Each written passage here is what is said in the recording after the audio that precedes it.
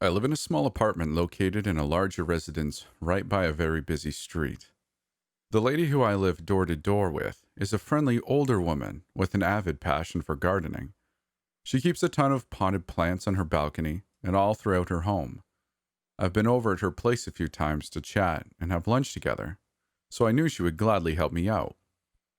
She sure was surprised to have me knock on her door in the early morning hours and ask if she had any laurel plants. Still, she scurried off into her living room and returned with a greenery sprouting twig, which she handed to me with a friendly smile. I thanked her and told her I would explain my strange request someday when I would find the time. Before I got on my way to the park, I took out my cell phone and dialed my manager's number. He had given it out to us for emergencies only, but I guess under the given circumstances, I could allow myself a tiny bit of misconduct. Dale picked up almost immediately. "What happened?" he asked straight away, his tone surly and annoyed. "Nothing. Listen, Dale, we need to talk." "We do we?" he muttered after a long sigh. "About what?" he then asked. "I have some questions about the pretenders. There are just some things I need to know. I have to—" My voice trailed off. "Please," I added sternly.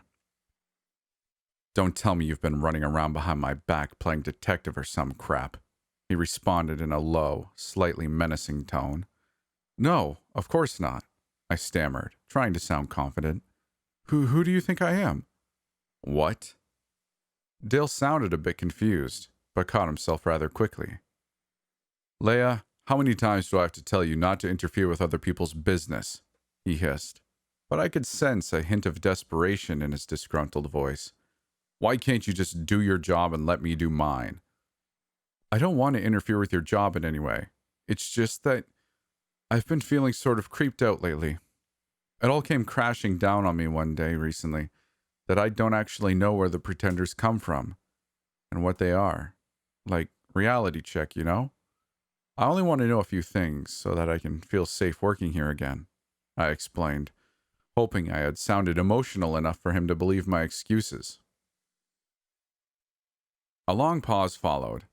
So long, in fact, that I already started wondering if he had hung up on me, before he finally answered. "Okay, fine. I'll meet you in my office today, 4 p.m. Do not be late. That doesn't mean I'll tell you what you want to know, but we are going to have a talk. That's all I can and will do for you. Will you leave me alone from then on?" "Sure," I lied, fiddling excitedly with the laurel twig. "Why do I have a feeling you won't?" Dale pondered before giving one final sigh and adding, "4 in the afternoon. My office. See you there." With that, he ended the call. When I arrived at the park, Darius was waiting for me by the employee entrance. "Hi there," he greeted me sleepily before letting out a yawn and nodding at the twig in my hand, adding, "What's that about?" "It's Laurel," I said curtly. "Oh, like because of the diva?" I nodded, and the two of us stepped inside, heading for Mr. Scratch's repurposed cage. The nurse was standing inside as if she had not moved at all during our absence. She was staring blankly into the distance as we approached. I placed the laurel twig on the ground before pulling the key to the cage out of my pocket, only to halt mid-motion. "Hey, let's show her the key, see if she reacts in any way." "Okay, sure," Darius replied, fumbling for the small object before producing it from within his jacket and holding it out for the nurse to see. The odd actor continued to voidly gaze past us, not paying any attention to the key. Darius cleared his throat. "Hey, remember how you shoved this down my throat?" he asked more jokingly than serious, and I rolled my eyes. Finally, he put away the key and turned back to me. "You gonna let her out now?" I nodded affirmatively and stepped forward to unlock the door. The pretender didn't budge. Her eyes were as glazed and empty as always. Darius swallowed audibly as he inched closer to her, reached out and carefully placed his hands on her shoulders. The moment his palms made contact with her body, a low, guttural groan erupted from her throat. He slowly, ever so slowly, pulled her out of the shelter. Huh? He uttered. She seems to be all normal again. Still on high alert, I picked up my laurel twig once again. Darius and I exchanged concerned glances as he stepped back from the pretender. Once we had both calmed down a bit, I went to get the sock puppet. My colleague watched me feed and pet him, and when he had settled back down in his shelter, Darius and I took a seat on the bench nearby to talk and watch over the nurse who was still standing right beside the funhouse, where her handler had walked her over to. I admit, we wasted a lot of time chatting and pretending all was well. It was nice not having to worry about the mystery of the park for once. But come 3 p.m., I remembered my appointment with Dale. Time to get serious. I told Darius about my exchange with Joshua the previous day and what I had found out. I also informed him of my impending meeting with the manager, then asked him to lend me the nurse's key, which he willingly handed to me. I can't believe he'll actually talk to you about the park. Does he know we've been snooping around? He inquired. Of course not. Well, I do think he has a feeling. But I might have caught on to some of the old stuff around here. I believe he only sees me as a curious employee, though, and I'm certain he doesn't know anything about the key. I gave Darius a reassuring smile. I'm taking it because it might fit into something inside of his office. I mean, I doubt I'll get the chance to try it, but who knows? My colleague nodded sternly. Best of luck, then, he muttered with a frown. Don't, tell on us. Watch what you say. While this might have sounded like a threat coming from anybody else, Darius's tone was genuinely concerned. Don't worry, I will, I assured him before setting out for the Hollywood section. There was one more thing I had to do before meeting with Dale. I found the aged diva sitting on a bench on the main plaza. She was staring up at the sky absent-mindedly and almost seemed startled when I sat down beside her. Without saying a word, I pulled out the laurel twig and handed it to her. She took it with her slender, wrinkly fingers and regarded it silently. Is this what you wanted to tell us? I asked softly. She didn't respond. Her sudden quiet attitude reminded me a lot of the nurse. She looked up at me with a blank expression before her lips began to curl into a wide smile. Why, hello there, dearie. I didn't see you coming, she said. Is this place cursed? I whispered. You wrote down the word Laurel for us when Oliver and I talked to you yesterday. At first I thought it was your name, but then I found out that laurel, as in bay leaves, can be used to cleanse a place of negativity, or to break a curse. Is that what you wanted to tell us? Does the park need cleansing? The elderly woman stared at me for a few seconds, before suddenly tightening her grip on the delicate, helpless laurel twig and snapping it in half. My jaw dropped as she took both pieces and began breaking them down into smaller and smaller ones, crushing the bright green leaves in the process. She was mumbling something under her breath, her voice steadily growing louder and louder until it rose to a scream. That ugly, misshapen brat. That ugly, misshapen brat. That ugly, misshapen brat. That ugly, misshapen brat. With that, she hurled the tiny pieces of the laurel twig in her hand, away from her with all her might. I watched as they flew through the air and hit the ground a small distance ahead of us. The diva then let out a low gurgle as the corners of her eyes began to droop and her skin started to melt. I didn't stick around to wait for the explosion. When I arrived at Dale's office, I found the door to be open just a crack. I decided to knock anyways. Dale, it's Leia, I called out. You said we could talk?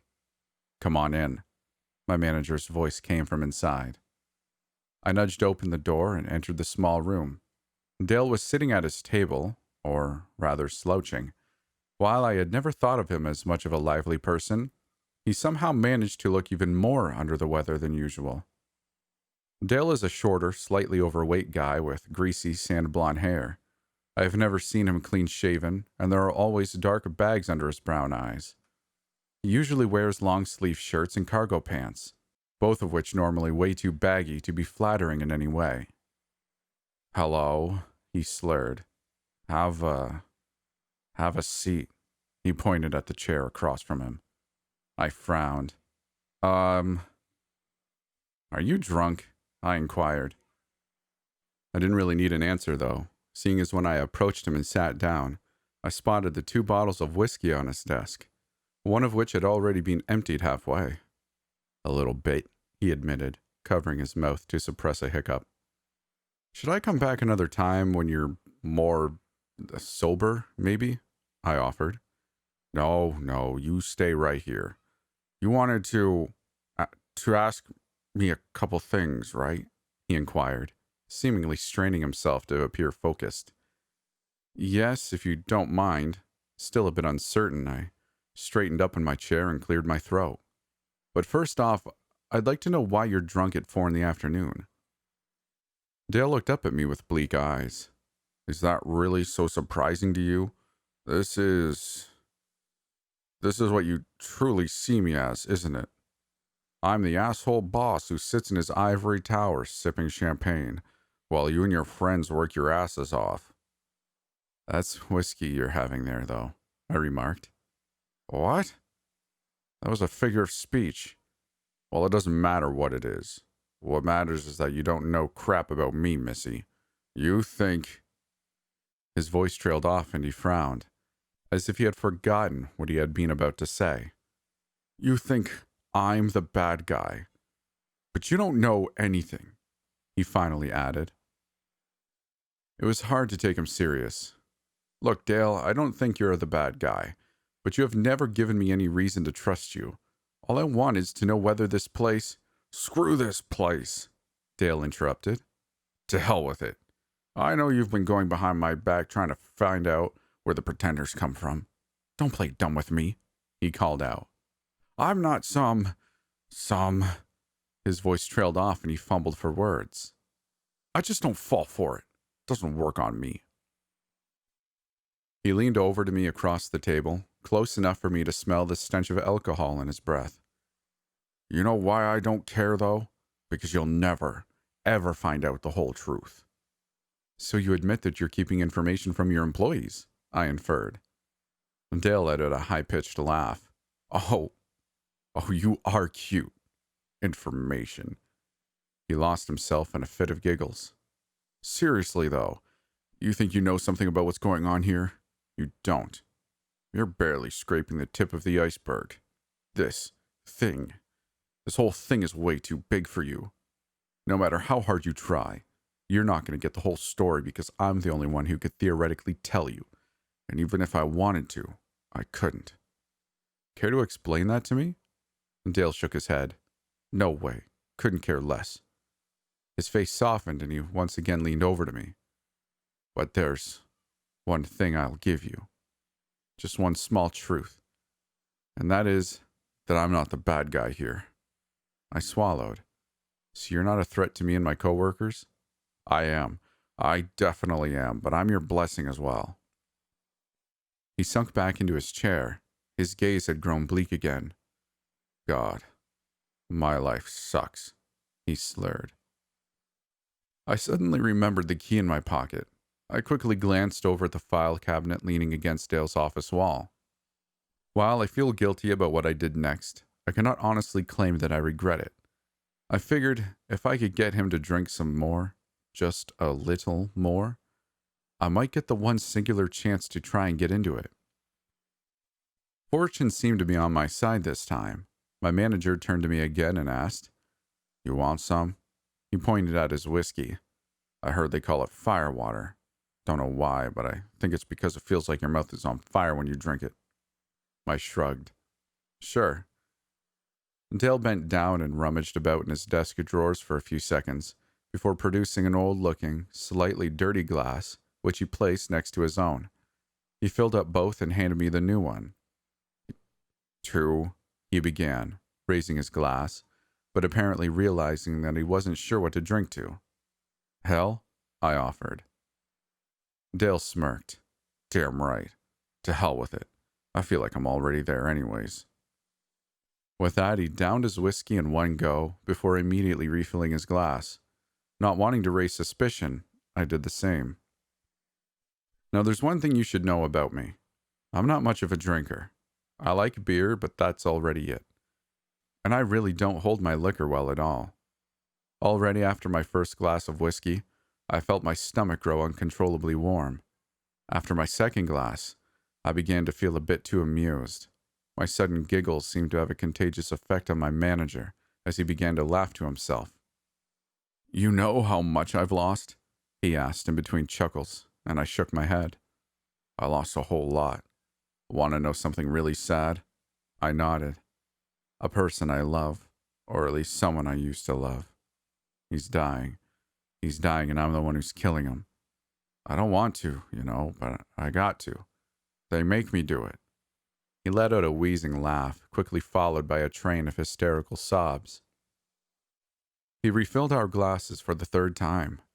"Who's them?" I inquired, noticing the concern that I was slurring myself. "Your family?" And Dale looked at me in confusion. "How'd you—" "Whatever. Yes, but it ain't just them. I won't tell you. I won't." His voice slowly trailed off. He filled up glasses number 4 with shaky hands. He swallowed the contents of his glass after I had done the same before looking up at me one last time. Then his head sank down onto his desk. I had trouble getting up from my chair. I felt really sick all of a sudden. Still, I managed to make my way over to the file cabinet.